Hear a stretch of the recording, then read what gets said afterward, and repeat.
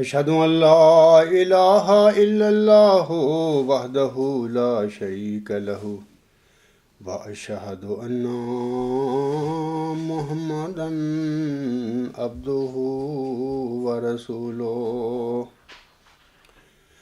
أما بعد فأعوذ بالله من الشيطان الرجيم بسم الله الرحمن الرحيم الحمد لله رب العالمين الرحمن الرحيم مالك يوم الدين إياك نعبد وإياك نستعين اهدنا الصراط المستقيم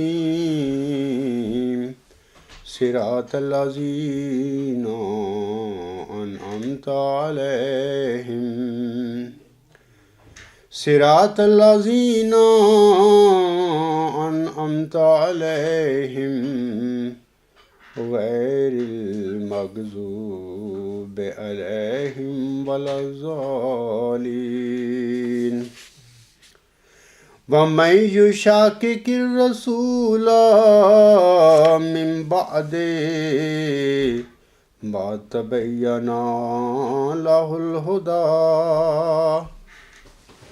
ويتبع غير سبيل المؤمنين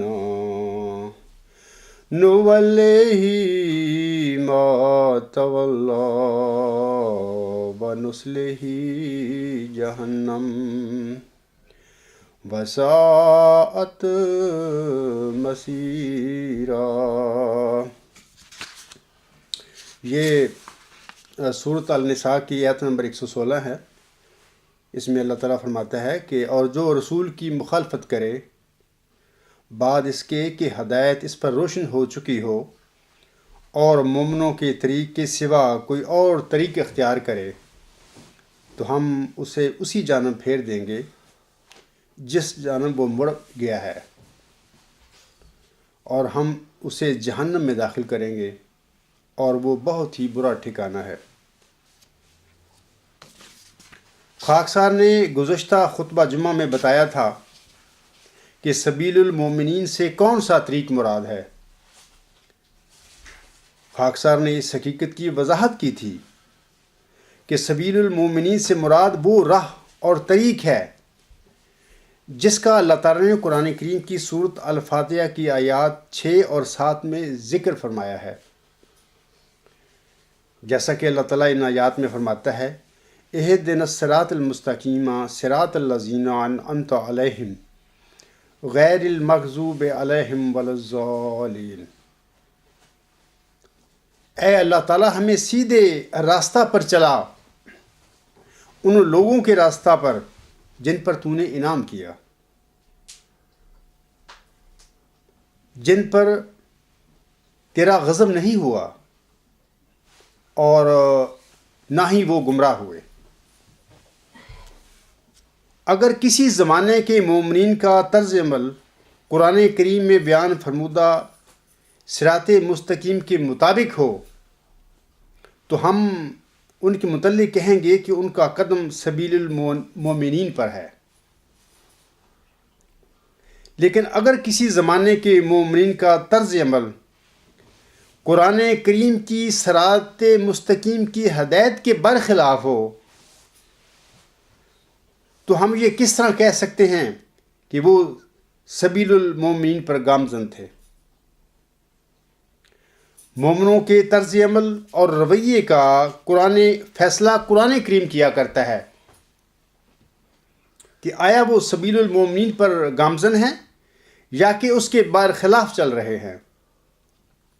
اللہ تعالیٰ نے سورۃ الفاتحہ میں ایسے لوگوں کا بھی ذکر فرما دیا ہے جو سبیل المومنین کے خلاف راستوں پر چل کر بالآخر جہنم کا ایندھن بن جاتے ہیں۔ یہ وہ راستہ ہے کہ جس پر چلنے والوں پر اللہ تعالیٰ کا غضب بھی بھڑک سکتا ہے، اور جو ضال یعنی گمراہ بھی ہو جاتے ہیں۔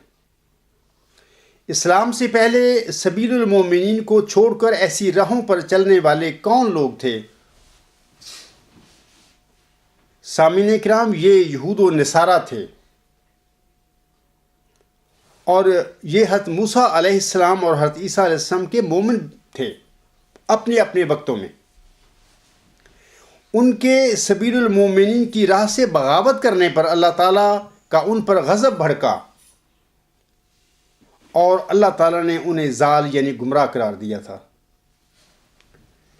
جیسا کہ اللہ تعالیٰ سورۃ البقرہ کی آیت نمبر 62 میں یہودیوں کے سلسلہ میں فرماتا ہے، قَالَ أَتَسْتَبْدِلُونَ الَّذِي هُوَ أَدْنَىٰ بِالَّذِي هُوَ خَيْرٌ اهْبِطُوا مِصْرًا فَإِنَّ لَكُم مَّا سَأَلْتُمْ وَضُرِبَتْ عَلَيْهِمُ الذِّلَّةُ وَالْمَسْكَنَةُ وَبَاءُوا بِغَضَبٍ مِّنَ اللَّهِ ذَلِكَ بِأَنَّهُمْ كَانُوا يَكْفُرُونَ بِآيَاتِ اللَّهِ وَيَقْتُلُونَ النَّبِيِّينَ بِغَيْرِ الْحَقِّ ذَلِكَ بِمَا عَصَوْا وَكَانُوا يَعْتَدُونَ۔ اس نے یعنی حضرت موسیٰ علیہ السلام نے کہا انہیں یعنی اپنی قوم سے، بنی اسرائیل سے، یہودیوں سے، کیا تم تبدیل کرنا چاہتے ہو اس سے جو ادنا ہے اس چیز کو جو بہتر ہے؟ تم کسی شہر میں داخل ہو جاؤ، یقیناً تمہیں وہ مل جائے گا جو تم نے طلب کیا ہے، اور ان پر ذلت اور مسکینی کی مار ڈالی گئی، اور وہ اللہ کا غضب لے کر لوٹے۔ یہ اس لیے ہوا کہ وہ اللہ کے نشانات کا انکار کیا کرتے تھے اور انبیاء کو ناحق قتل کرتے تھے۔ ہاں، یہ اس لیے ہوا کہ انہوں نے نافرمانی کی اور وہ حد سے تجاوز کیا کرتے تھے۔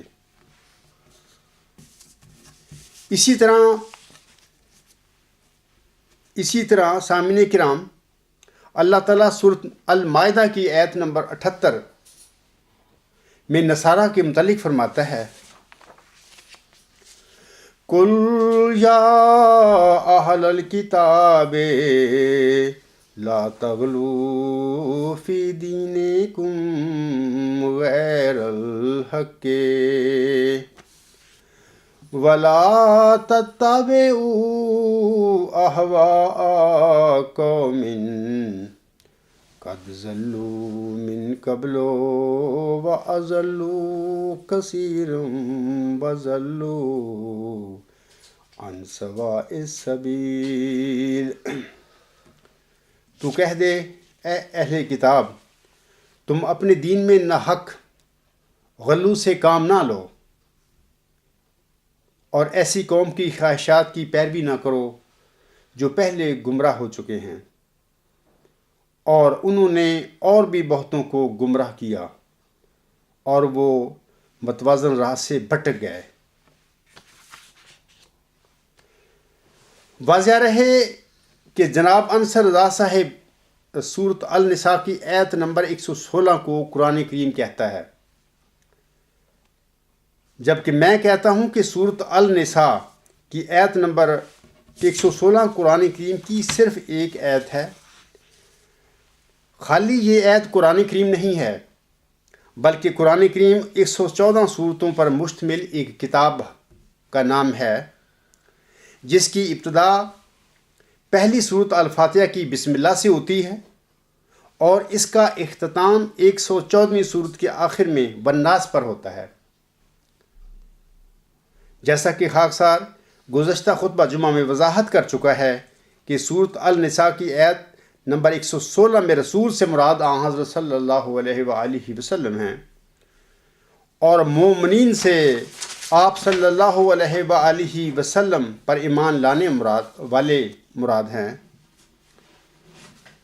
مومنوں کا طریق یہ ہوتا ہے کہ وہ اللہ تعالیٰ اور اس کے رسول کی تعلیم کے پیروکار ہوتے ہیں۔ اللہ تعالیٰ نے آن حضرت صلی اللہ علیہ وآلہ وسلم پر آخری اور کامل شریعت یعنی قرآن کریم نازل فرما کر بنی نوع انسان کی ہدایت کے لیے صراط مستقیم یعنی سبیل المومنین کی وضاحت فرما دی ہے۔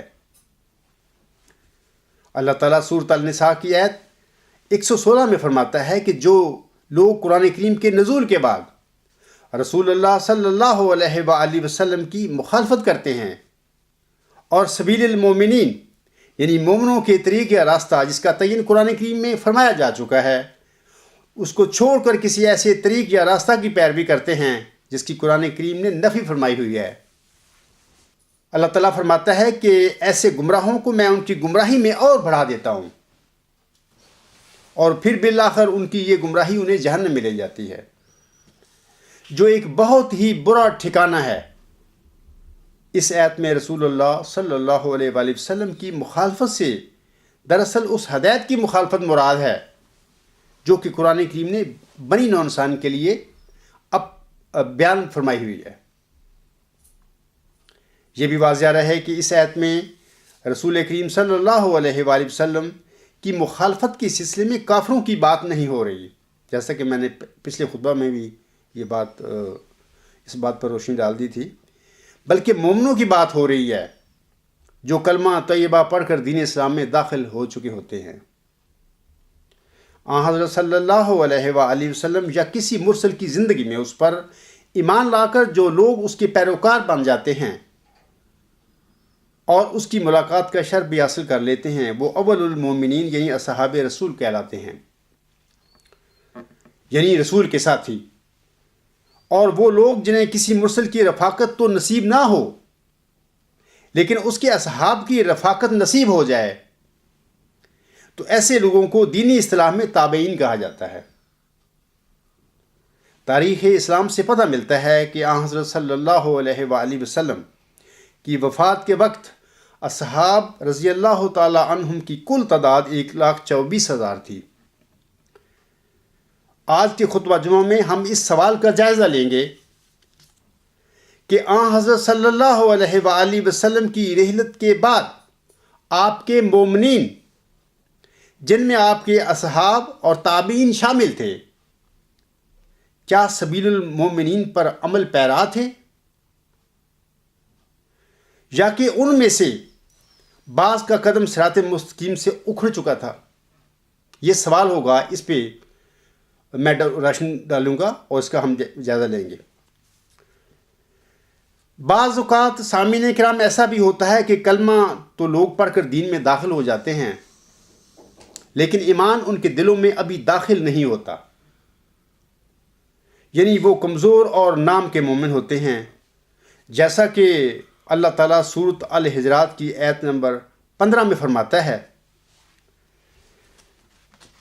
قالت الاعراب آمنا قل لم تؤمنوا ولكن قولوا اسلمنا ولما يدخل الإيمان في قلوبكم وَإِن تُؤْتِئُوا اللَّهَ وَرَسُولَهُ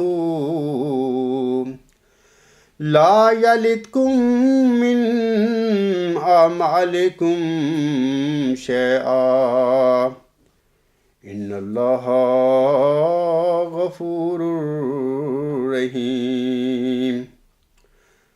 اعراب یعنی بادیہ نشین کہتے ہیں کہ ہم ایمان لے آئے۔ اللہ تعالیٰ اپنے پیارے نبی صلی اللہ علیہ وآلہ وسلم کو مخاطب کر کے فرماتا ہے، تو کہہ دے کہ تم ایمان نہیں لائے، لیکن صرف اتنا کہا کرو کہ ہم مسلمان ہو چکے ہیں، جبکہ ابھی تک ایمان تمہارے دلوں میں داخل نہیں ہوا، اور اگر تم اللہ اور اس کے رسول کی اطاعت کرو تو وہ تمہارے اعمال میں کچھ بھی کمی نہیں کرے گا، یقین اللہ بہت بخشنے والا اور بار بار رحم کرنے والا ہے۔ اس قسم کے کمزور مومن بعض اوقات اپنی نفسانی خواہشوں کی پیروی کرتے ہوئے اس صراط مستقیم کے برخلاف چل پڑتے ہیں جس پر چلنے کا ہمیں قرآن کریم میں حکم دیا گیا ہے۔ یا دوسرے الفاظ میں ہم کہہ سکتے ہیں کہ بعض کمزور یا نام کے مومن جن کے دلوں میں دنیا کی حرص و ہوا ہوتی ہے، وہ ایسے راستوں پر چل پڑتے ہیں جو سچے مومنین کے طریق نہیں ہوا کرتے۔ سورۃ النساء کی آیت نمبر 116 میں اسی قسم کے لوگوں کا ذکر ہے کہ وہ سبیل المومنین یعنی قرآن کریم کی ہدایت کو چھوڑ کر دنیا پرستی کی راہوں پر چل نکلتے ہیں۔ سچے اور حقیقی مومن ہمیشہ قرآن کریم کی ہدایت کو فالو کرتے ہیں۔ اور سورۃ النساء کی آیت نمبر 116 میں قرآن کریم کی سورۃ الفاتحہ میں بیان فرمودہ صراط مستقیم کی ہدایت کو ہی سبیل المومنین قرار دیا گیا ہے۔ آن حضرت صلی اللہ علیہ وآلہ وسلم کی زندگی میں امت میں بعض ایسے لوگ بھی شامل ہو گئے تھے سامعین کرام کہ جن کے دل ایمان سے خالی تھے اور وہ فقط کلمہ پڑھ کر مسلمان ہو چکے تھے اور صرف نام کے مومن تھے۔ ایسے نام کے مومنوں نے قرآن کریم کی بیان فرمودہ سبیل المومنین کو چھوڑ کر ایسی راہیں اختیار کر لیں جو انہیں بالآخر جہنم میں لے گئی۔ مثلا مدینہ میں عبداللہ بن ابی بن سلول قبیلہ خزرج کا ایک بڑا سردار تھا۔ یہ بھی اصحاب رسول صلی اللہ علیہ وآلہ وسلم یعنی اول المومنین میں شامل تھا۔ کلمہ پڑھ کر اسلام میں ضرور داخل ہوا لیکن ایمان سے خالی رہا اور ہمیشہ مسلمانوں کو نقصان پہنچانے کی کوششیں کرتا رہا۔ اسی طرح مسلمہ کذاب بھی قبیلہ بنی حنیفہ کا ایک رئیس تھا۔ یہ بھی کلمہ پڑھ کر مسلمان تو ہو گیا تھا لیکن ایمان اس کے دل میں بھی داخل نہیں ہوا تھا۔ اس شخص نے آن حضرت صلی اللہ علیہ وآلہ وسلم کی زندگی میں آپ کی جانشینی کے لیے ہاتھ پاؤں مارنے شروع کر دیے، لیکن پیارے آقا حضرت محمد مصطفیٰ صلی اللہ علیہ وآلہ وسلم نے اسے نصیحت فرمائی کہ وہ دنیا کی حرص و ہوا چھوڑ کر تقویٰ کی راہوں پر چلے۔ آن حضرت صلی اللہ علیہ وآلہ وسلم کی رحلت کے بعد یہ شخص مرتد ہو کر اسلامی فوج کے ہاتھوں قتل ہوا۔ اب یہ دونوں یعنی عبداللہ بن ابی بن سلول اور مسلمہ کذاب اول المومنین یعنی اصحاب رسول صلی اللہ علیہ وآلہ وسلم میں شامل تھے، لیکن کیا ان دونوں کا قدم اس سبیل المومنین پر تھا جس کی ہدایت قرآن کریم فرماتا ہے؟ ہرگز نہیں۔ آئیں اب ہم آن حضرت صلی اللہ علیہ وآلہ وسلم کی رحلت کے بعد خلافت راشدہ کے دور میں اول المومنین یعنی اصحاب رسول کے ایمان کا جائزہ لیتے ہیں کہ وہ اس سبیل المومنین پر کتنا عمل پیرا تھے جس کی طرف قرآن کریم نے ہماری رہنمائی فرمائی ہے۔ حضرت عمر رضی اللہ تعالی عنہ پر قاتلانہ حملے کے بعد جب صحابہ رضی اللہ تعالی عنہم نے محسوس کیا کہ آپ کا بچنا مشکل ہے تو آپ سے درخواست کی گئی کہ آپ کسی کو اپنا جانشین مقرر فرما دیں۔ ایک روایت یہ بھی ہے کہ بعض صحابہ نے آپ کو یہ مشورہ دیا کہ آپ اپنے بیٹے عبداللہ عمر کو خلیفہ مقرر فرما دیں، لیکن آپ نے یہ فرماتے ہوئے انکار کر دیا کہ میں خلافت کا بوجھ کافی اٹھا چکا ہوں، اب میں یہ نہیں چاہتا کہ میرے بعد یہ بوجھ میری اولاد بھی اٹھائے۔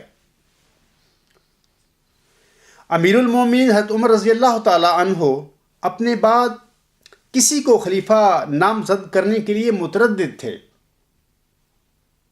کہنے لگے اگر میں کسی کو خلیفہ بنا دوں تو یہ بے جا نہیں ہوگا، کیونکہ ابو بکر رضی اللہ تعالی عنہ جو مجھ سے بہتر تھے ایسا کر چکے ہیں، اور اگر نہ بناؤں تو بھی نامناسب نہیں ہے۔ اس لیے کہ سرکار دو عالم صلی اللہ علیہ وآلہ وسلم نے کسی کو اپنا جانشین نہیں بنایا تھا۔ البتہ ابو عبیدہ رضی اللہ تعالی عنہ زندہ ہوتے تو ان کو جانشین بنا دیتا، اور اللہ تعالیٰ بعض پرس کرتا تو عرض کر دیتا کہ میں نے تیرے نبی صلی اللہ علیہ وآلہ وسلم سے سنا تھا کہ ابو عبیدہ رضی اللہ تعالی عنہ اس امت کے امین ہیں، یا ابو حذیفہ رضی اللہ تعالی عنہ کا غلام سالم زندہ ہوتا تو اس کو خلیفہ بنا دیتا، اور خدا سے کہتا کہ میں نے تیرے پیغمبر صلی اللہ علیہ وآلہ وسلم سے سنا تھا کہ سالم للہیت کا شیدائی ہے۔ یہ الفاظ ہیں اصحاب رسول صلی اللہ علیہ وآلہ وسلم اور ان کے کارنامے، صفحہ 171 پر۔ معاملہ چونکہ بہت اہم تھا سامعین کرام، اس لیے صحابہ کرام رضی اللہ تعالی عنہم نے پھر آپ سے درخواست کی۔ آپ نے فرمایا میں نے ارادہ تو کیا کہ کسی شخص کو منتخب کر دوں، لیکن میرے مرنے کے بعد بھی اس کام کی ذمہ داری مجھ پر رہے گی، اس لیے خوف خداوندی سے میرا ارادہ فوت ہو گیا۔ بہرحال یہ 6 آدمی ہیں، حضرت عثمان، حضرت علی، حضرت عبد الرحمن بن عوف، حضرت سعد، حضرت زبیر اور حضرت طلحہ رضی اللہ تعالی عنہم۔ ان میں سے ایک کو منتخب کر لیا جائے۔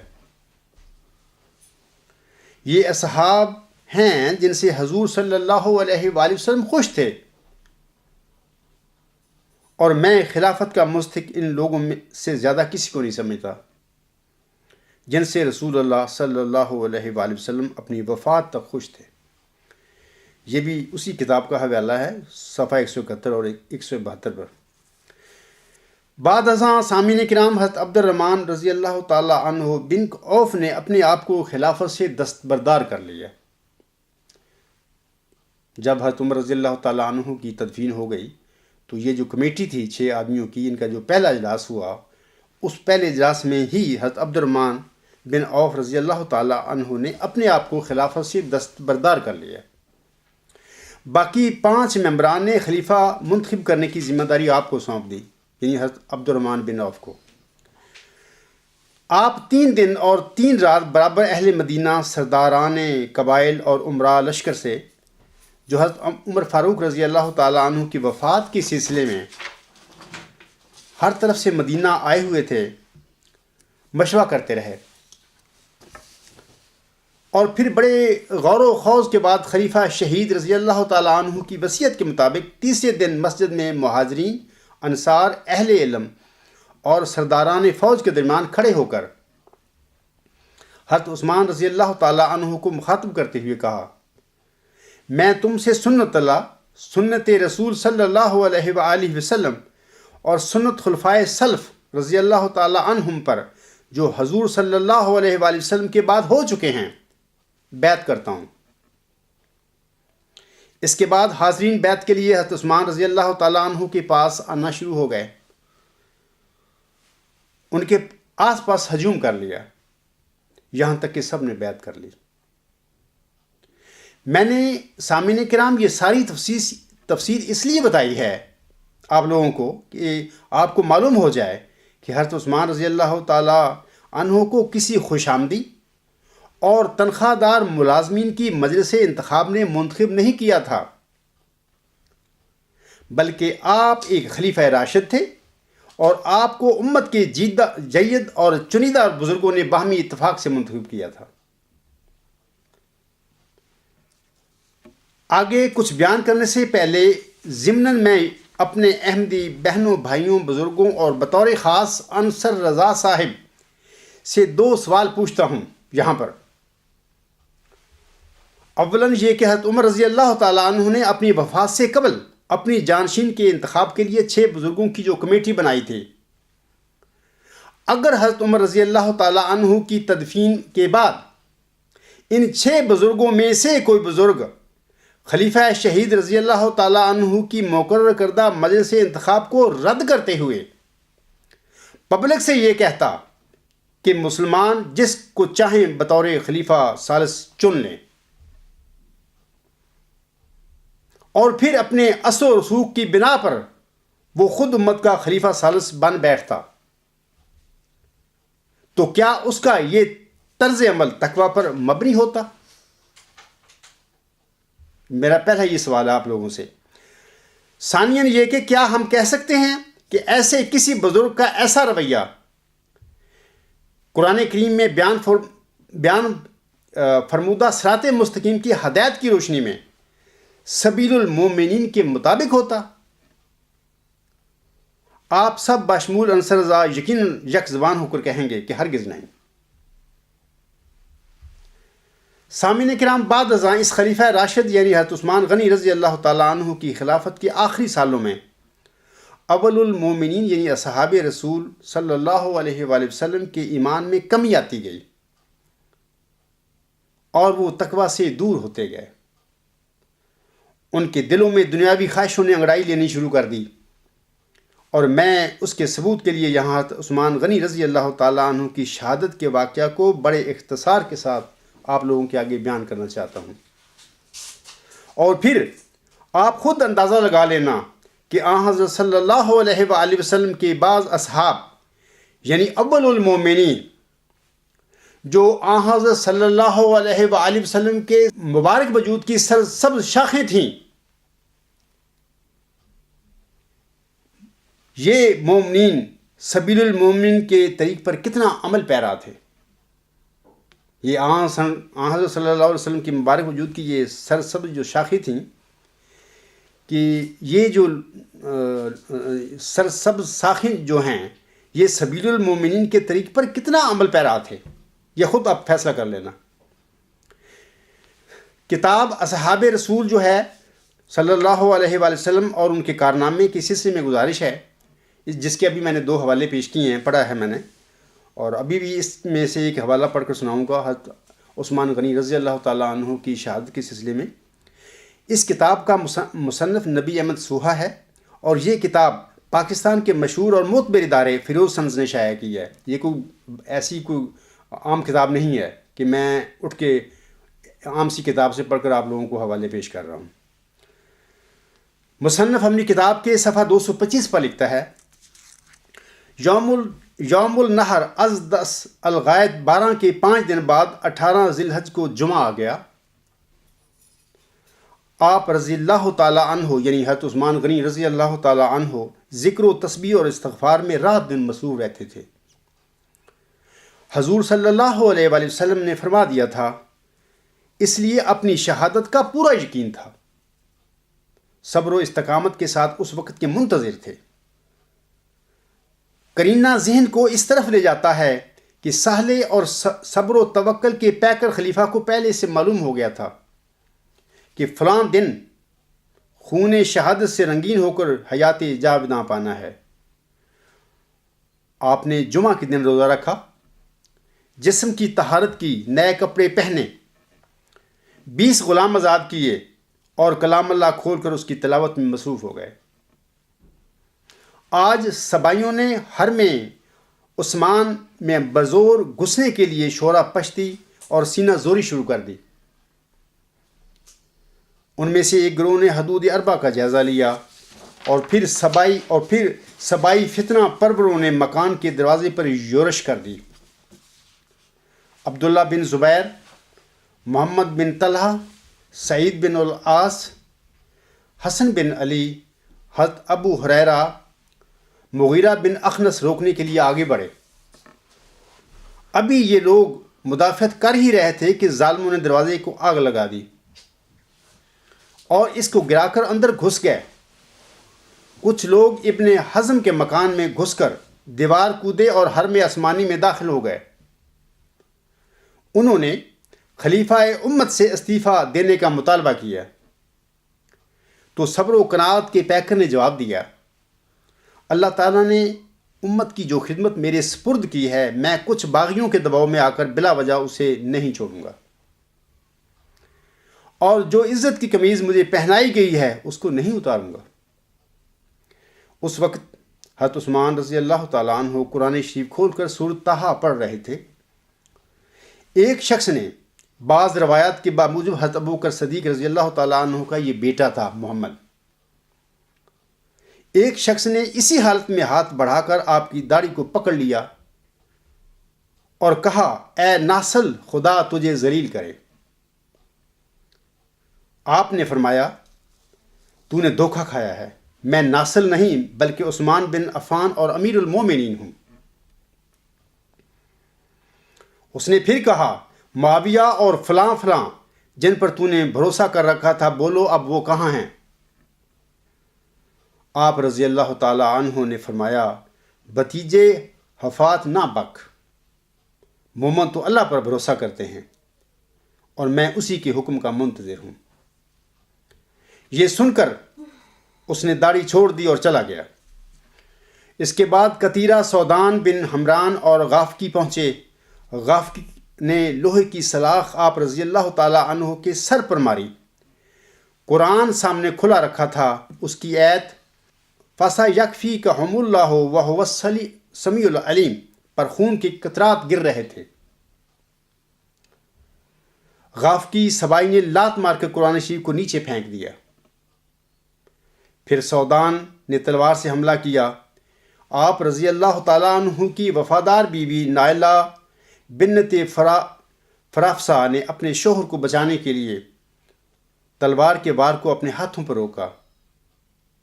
ان کے ہاتھوں کی 3 انگلیاں کٹ کر دور جا پڑی۔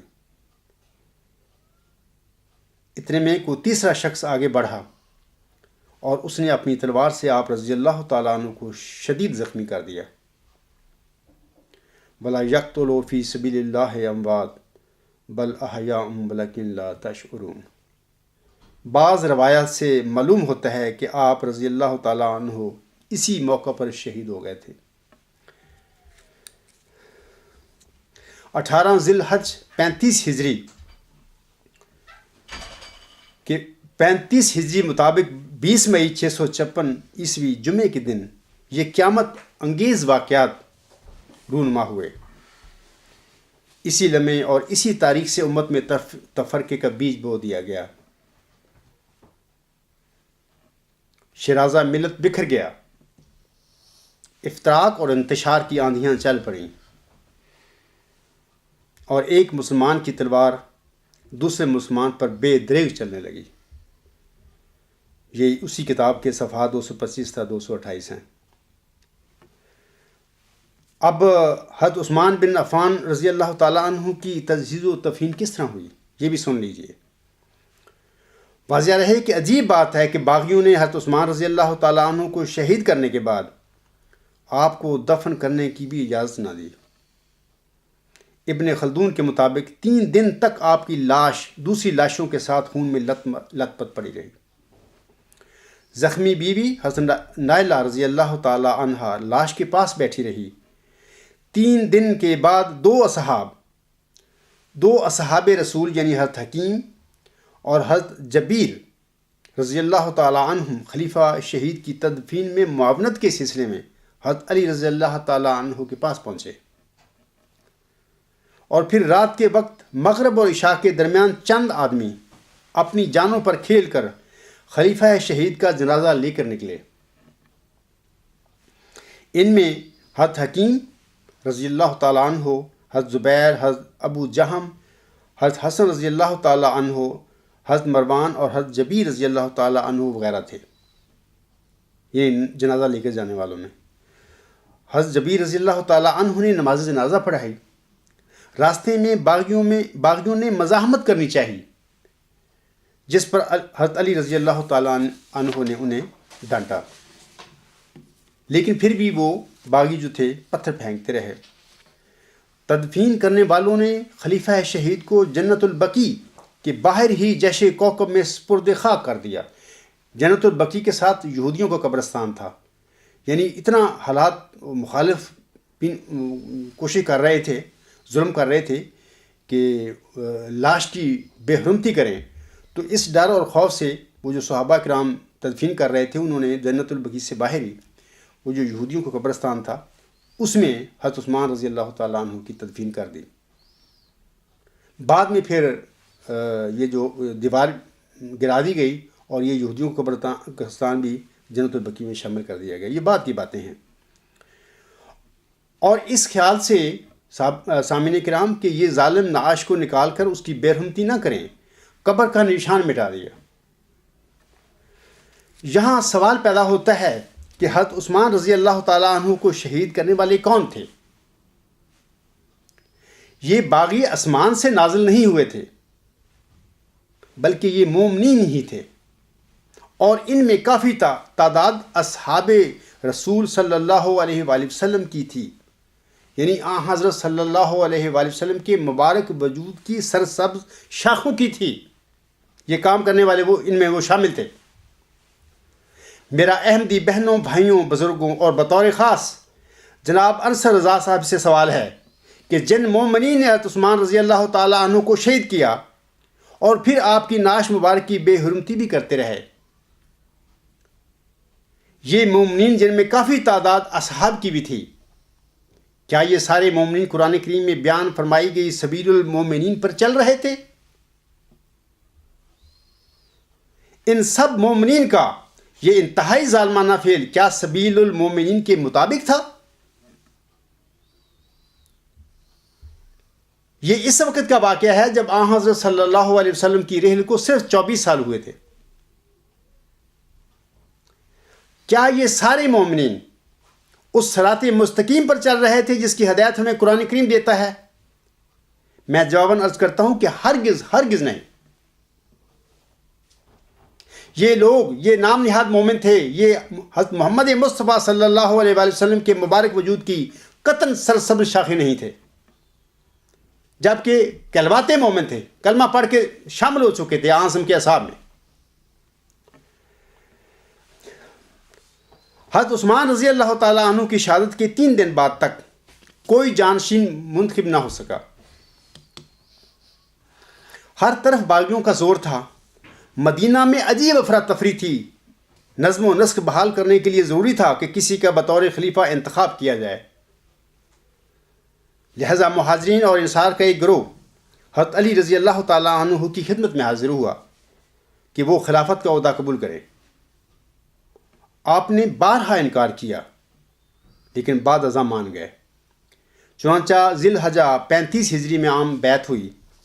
جس وقت حضرت عثمان رضی اللہ تعالیٰ عنہ کی شہادت کا واقعہ پیش آیا، اس وقت اتفاقاً ام المومنین حضرت عائشہ صدیقہ رضی اللہ تعالیٰ عنہ بغرض حج مکہ مکرمہ گئی ہوئی تھیں۔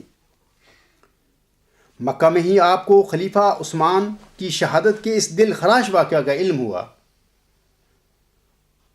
آپ کو اس واقعہ سے بہت دکھ پہنچا۔ آپ نے فرمایا کہ قاتلین نے اسلام کا ایک بہت بڑا اصول توڑ دیا ہے، اور ایسے باغیوں کو ان کے کیے کی سزا ضرور اور جلدی ملنی چاہیے۔ اسی دوران بڑے بڑے صحابہ خصوصاً حضرت طلحہ رضی اللہ تعالیٰ عنہ اور حضرت زبیر رضی اللہ تعالیٰ عنہ بھی حضرت علی رضی اللہ تعالیٰ عنہ سے رنجیدہ ہو کر مکہ پہنچ گئے، اور یہ اپنی ناراضگی کا سبب یہ بتاتے تھے کہ حضرت علی حضرت عثمان کی شہادت کے سلسلے میں قاتلین کو سزا دینے میں لیت و لال سے کام لے رہے ہیں۔ چنانچہ ام المومنین حضرت عائشہ صدیقہ رضی اللہ تعالی عنہا کی قیادت میں سب نے مل کر مشترکہ فیصلہ کیا کہ بصرہ جا کر خلیفہ مقتول کے انتقام کا مطالبہ کیا جائے۔ جب حضرت علی کو ان حالات کی خبر ہوئی تو وہ شام پر لشکر کشی کا اپنا ارادہ ملتوی کر کے بصرہ کو روانہ ہو گئے۔ حضرت علی نے ایک قاصد ام المومنین کی خدمت میں بھیجا اور آپ سے دریافت فرمایا کہ آپ کا مقصد کیا ہے؟ حضرت ام المومنین رضی اللہ تعالیٰ عنہ نے جواباً فرمایا کہ فقط مقتول خلیفہ کا قصاص چاہتی ہوں، کیونکہ قصاص نہ لینا قرآن کریم کو نظر انداز کرنا ہے۔ قاصد نے جواباً عرض کیا کہ قصاص کا جو طریقہ آپ نے اختیار کیا ہے وہ خلاف مصلحت اور نقصان دہ ہے۔ بہتر ہے کہ پہلے ملک میں امن و امان قائم ہو جائے اور پھر یہ کام کیا جائے، وگرنہ امت میں پھوٹ اور افتراق پیدا ہو سکتا ہے۔ قاصد کی اس تجویز پر حضرت ام المومنین اور آپ کے دیگر سب ساتھی راضی ہو گئے۔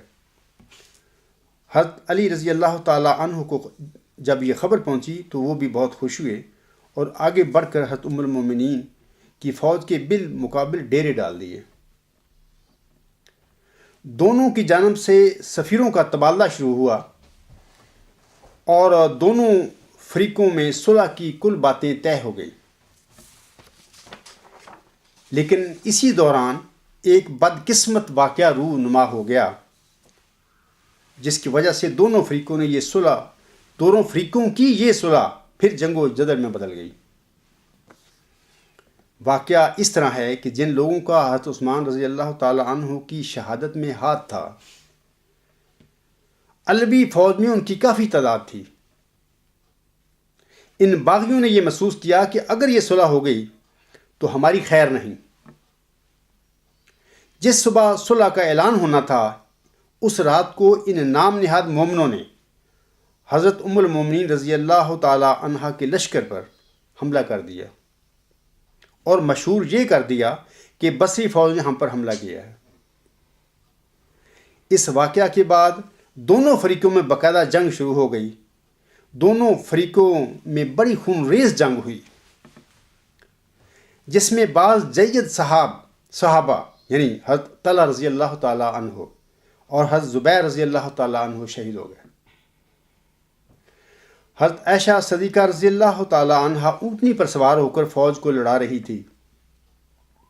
اسی وجہ سے اس جنگ کو جنگ جمل کہتے ہیں۔ بالآخر حضرت علی رضی اللہ تعالیٰ عنہ کے حکم پر اونٹنی کے پاؤں کاٹ دیے گئے اور تب اونٹنی بلبلا کر بیٹھ گئی۔ اونٹنی کا بیٹھنا تھا کہ بصری فوج نے حوصلے ہار دیے اور وہ میدان چھوڑ کر بھاگ گئی۔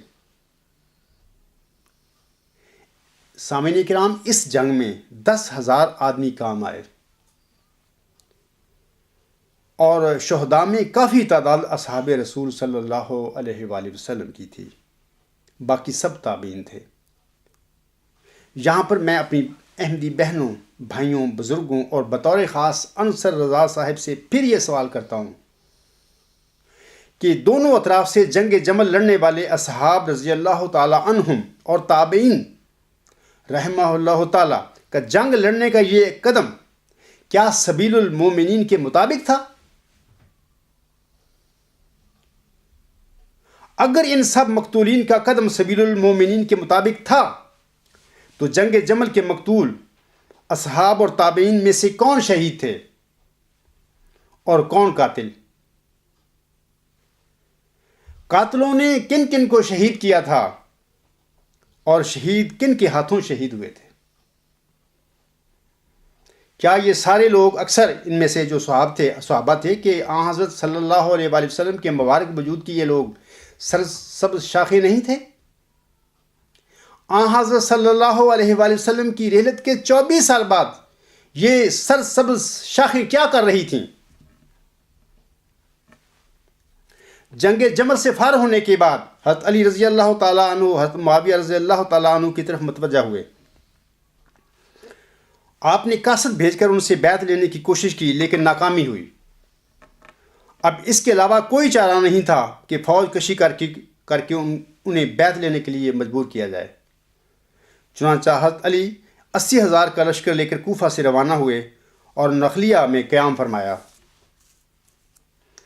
حضرت امیر معاویہ رضی اللہ تعالی عنہ کو جب اس لشکر کی خبر ملی تو آپ 60,000 شامیوں کا لشکر لے کر مقابلہ کے لیے نکلے اور دریائے فرات کے ساحل پر صفین کے میدان میں خیمہ زن ہو گئے۔ علوی فوج نے بھی دریائے عبور کر کے شامیوں کے بالمقابل ڈیرے ڈال دیے۔ دونوں افواج میں امت کے خیر خواہ صحابہ کی ایک کثیر تعداد موجود تھی۔ انہوں نے ہر ممکن کوشش کی کہ مسلمانوں میں یہ باہمی خون ریزی نہ ہو۔ اس غرض کے لیے انہوں نے ہر ممکن کوشش کی، لیکن افسوس سے کہنا پڑتا ہے کہ ان کی کوششیں بار آور ثابت نہ ہو سکیں۔ 38 ہجری میں دونوں فریق پوری قوت کے ساتھ میدان میں اترے اور بڑی خون ریز جنگ شروع ہو گئی۔ کئی ماہ تک یہ خون ریز جنگ جاری رہی۔ ایک روایت کے مطابق اس جنگ میں 45,000 شامی اور 25,000 عراقی کام آئے۔ ایک دوسری روایت کے مطابق اس جنگ میں کل 90,000 مسلمان جان بحق ہوئے تھے۔ آخر میں لیلۃ الحریر کا فیصلہ کن معرکہ پیش آیا، جس میں شامی مغلوب اور عراقی غالب نظر آتے تھے۔ امیر معاویہ نے یہ آثار دیکھے تو انہیں اپنی شکست کا یقین ہو گیا، چنانچہ انہوں نے عمرو بن العاص رضی اللہ تعالیٰ عنہ کے مشورہ سے جنگ روکنے کے لیے ایک عجیب چال چلی۔ چال یہ تھی کہ جب اگلے روز صبح کو دونوں فوجیں آمنے سامنے آئیں تو شامی قرآن کو نیزوں پر اٹھائے ہوئے آگے بڑھے اور زور زور سے پکارنے لگے کہ ہمارے اور تمہارے درمیان یہ کتاب ثالث ہے، آؤ دونوں مل کر اس کا فیصلہ تسلیم کر لیں۔ امیر معاویہ کی یہ تجویز نہایت کارگر ثابت ہوئی اور عراقیوں نے لڑائی سے ہاتھ روک لیے۔ حضرت علی رضی اللہ تعالیٰ عنہ نے انہیں بہتیرا سمجھایا کہ یہ محض چال ہے، مگر وہ نہ مانے، اور کہا کہ اگر آپ نے قرآن کا حکم نہ مانا تو ہم آپ سے بھی جنگ کریں گے۔ ایسی حالت میں حضرت علی رضی اللہ تعالیٰ عنہ کو مجبوراً جنگ بند کرنا پڑی۔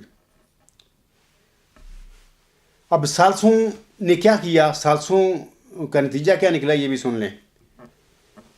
یہ تجویز ہوئی کہ طرفین ایک ایک نمائندہ مقرر کریں جو بحیثیت ثالث قرآن کی روشنی میں اس نزاع کا فیصلہ دیں، اور پھر اس فیصلہ پر کر بند رہنا ہر دو فریق کے لیے لازمی ہوگا۔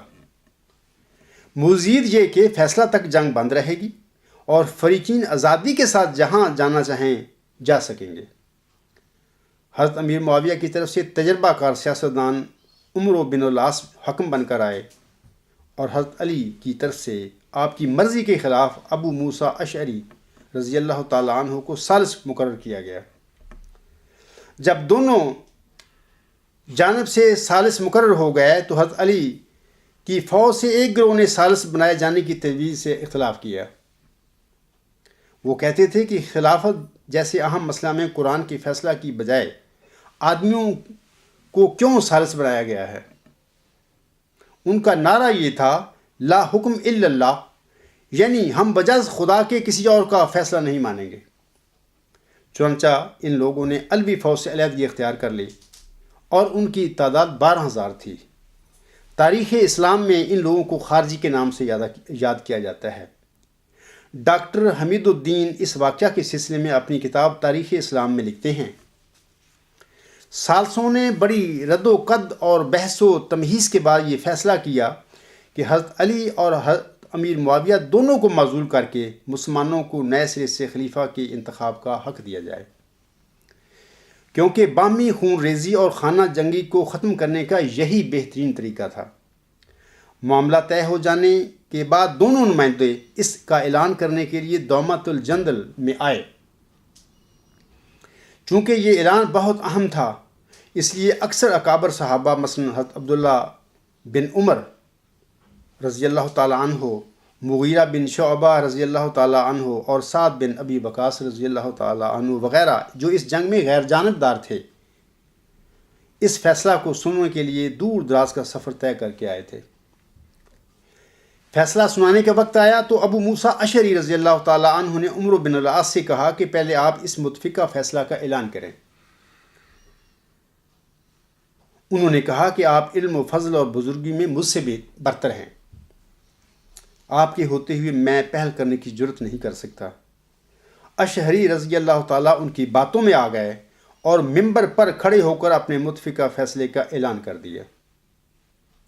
اس کے بعد عمرو بن العاص رضی اللہ تعالیٰ عنہ اٹھے اور کہا، اب سنیے ان کا فیصلہ، یہ ثالث تھے، یہ صحابی تھے، آن حضرت صلی اللہ علیہ وآلہ وسلم کے مبارک وجود کی یہ سرسبز شاخ تھے۔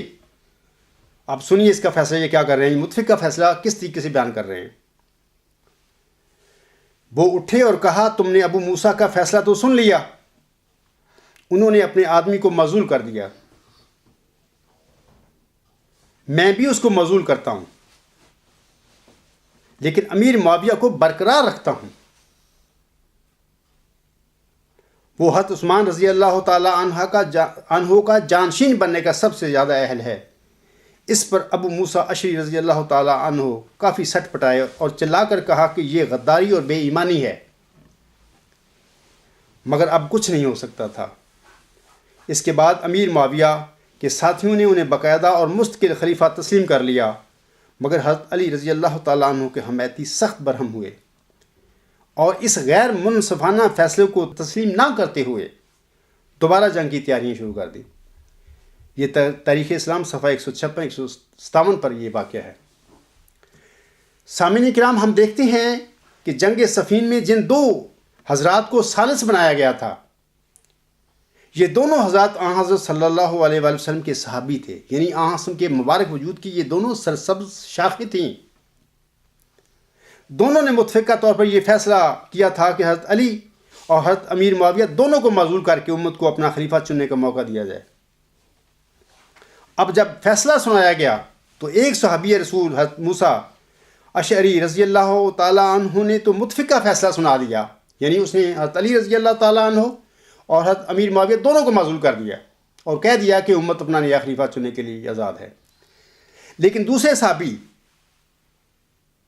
یعنی حضرت عمرو بن العاص نے فیصلہ سناتے ہوئے کذب بیانی سے کام لیا اور متفقہ فیصلہ کی بجائے یک طرفہ فیصلہ سنا دیا۔ اب سوال پیدا ہوتا ہے کہ حضرت عمرو بن العاص رضی اللہ تعالیٰ عنہ جو کہ ایک صحابی یعنی اول المومنین اور آن حضرت صلی اللہ علیہ وآلہ وسلم کے مبارک وجود کی ایک سرسبز شاخ تھے، ان کا دعویٰ تھا، مومن تھے نا، صحابی تھے، اس نے تقویٰ، دیانتداری اور انصاف کے برخلاف کیوں جھوٹ بولا؟ اس کا جواب یہی ہو سکتا ہے کہ اس نے حضرت امیر معاویہ کو خوش کرنے اور اپنے دنیاوی مفادات کو حاصل کرنے کے لیے جھوٹ کا یہ زہر کھایا تھا۔ سامعین کرام، حضرت علی رضی اللہ تعالیٰ عنہ اول المومنین یعنی صحابی اور بچوں میں سب سے پہلے ایمان لانے والے تھے۔ آن حضرت صلی اللہ علیہ وآلہ وسلم کے چچا زاد بھائی ہونے کے علاوہ آپ کے داماد بھی تھے۔ اسی طرح حضرت امیر معاویہ رضی اللہ تعالیٰ عنہ اول المومنین یعنی صحابی ہونے کے علاوہ کاتب وحی بھی تھے، آن حضرت صلی اللہ علیہ وآلہ وسلم کے برادر نسبتی بھی تھے۔ یہ دونوں صحابی اور ان کے لشکروں کے درمیان جو جنگ و جدل ہوا، کیا یہ خون ریزی اور جنگ و جدل سبیل المومنین پر چلتے ہوئے ہوا تھا؟ یہ جو شخص انصر رضا آج کل سورۃ النساء کی آیت نمبر 116 کی رٹ لگاتا پھر رہا ہے، میرا اس سے سوال ہے کہ یہ دونوں صحابی اور ان کے لشکروں کے درمیان جو جنگ و جدل ہوا، کیا یہ خون ریزی اور جنگ و جدل سبیل المومنین پر چلتے ہوئے ہوا تھا؟ یہاں پر پھر سوال پیدا ہوتا ہے کہ حضرت صلی اللہ علیہ وآلہ وسلم کی رحلت کے صرف 24 سال بعد اور خلافت راشدہ کے دور میں ہی مومنوں کے مختلف متحارب گروہوں کے درمیان، جن میں ایک بہت بڑی تعداد صحابیوں اور تابعین کی تھی، باہمی خون ریزیاں اور جنگ و جدل کیا سچ اور حق کے لیے ہوا تھا، یا کہ دنیاوی جاہ و جلال اور حرص و ہوا کے لیے ہوا تھا؟ ان تمام خون ریزیوں میں کون غازی تھے اور کون شہید تھے؟ کون قاتل تھے اور کون مقتول تھے؟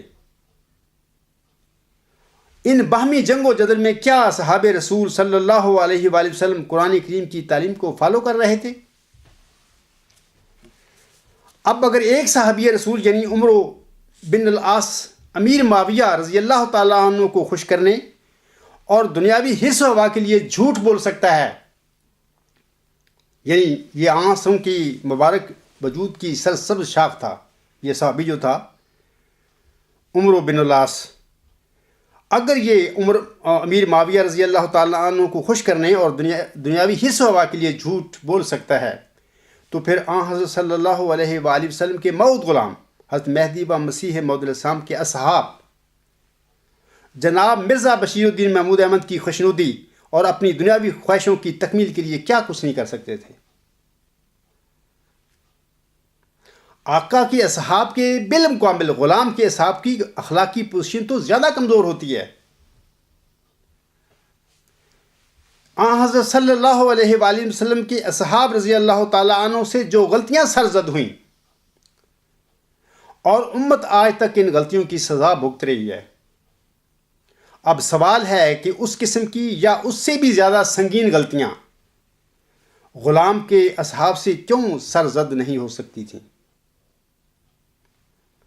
میں یہاں جواباً عرض کرتا ہوں کہ نہ صرف ایسی غلطیاں ہو سکتی تھیں بلکہ جماعت احمدیہ کی تاریخ میں یہ سنگین غلطیاں ہو چکی ہیں۔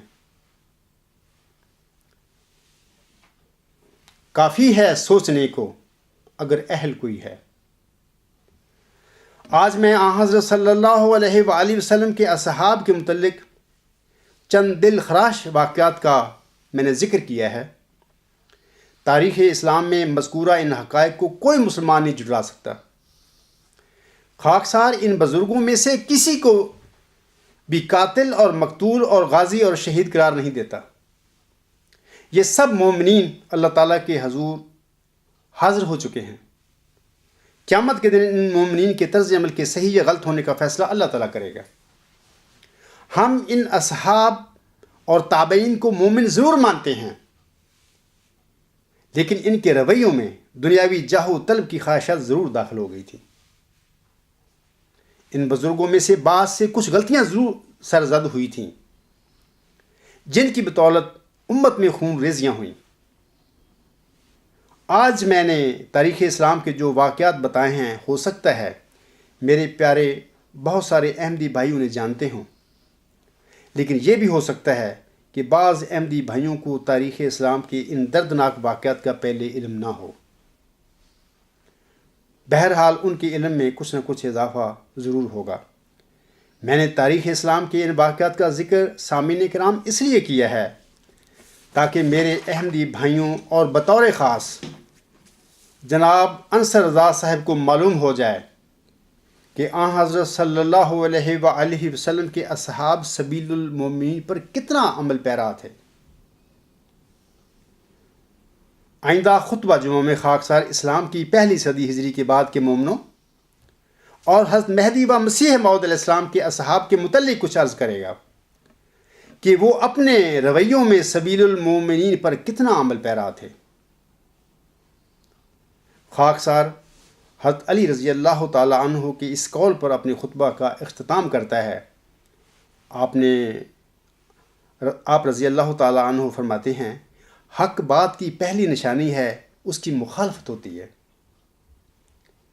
جس کی کوئی مخالفت نہیں وہ قطعاً حق نہیں۔ وما علینا الا البلاغ وآخر دعوانا ان الحمد للہ رب العالمین۔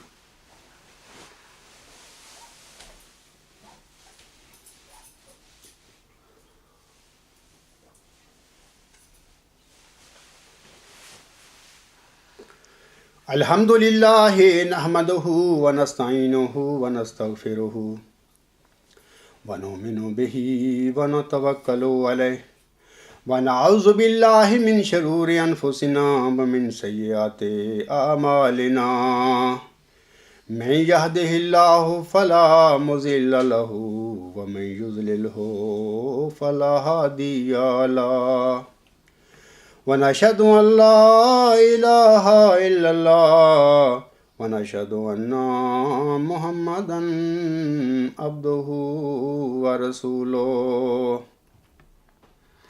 عباد الله رحمكم الله إن الله يأمر بالعدل والإحسان وإيتاء ذي القربى وَيَنْهَى عَنِ الْفَحْشَاءِ وَالْمُنْكَرِ وَالْبَغْيِ يَعِظُكُمْ لَعَلَّكُمْ تَذَكَّرُونَ اذْكُرُوا اللَّهَ يَذْكُرْكُمْ وَادْعُوهُ يَسْتَجِبْ لَكُمْ وَلَذِكْرُ اللَّهِ أَكْبَرُ۔